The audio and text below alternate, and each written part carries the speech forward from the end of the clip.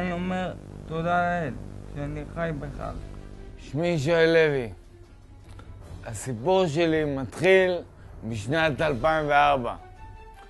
שבועיים לאחר שחרור מהצבא, ביחידה מובחרת, עברתי תאונת דרכים מאוד מאוד מאוד קשה, שזעזעה את חיי והשאירה אותי מוגבל חלקית. כשנה וחצי לאחר התאונה, במהלך מסע השיקום המפרך שעברתי, התחלתי להרצות בפני בני נוער, מתוך מקום של רצון אמיתי וכנה לשנות. ואז נתגלו בפניי ממדים עצומים שהנושא הזה זהירות בדרכים. במהלך ההרצאות שהעברתי, רכשתי ידע רב בנושא, כגון קשב בנהיגה, זמן תגובה וכדומה.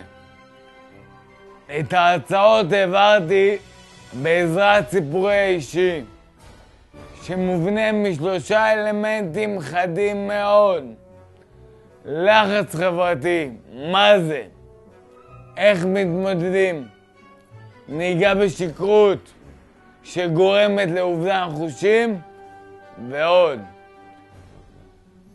הנס שבזכותו אני פה, חגורת הבטיחות שהצילה את חיי.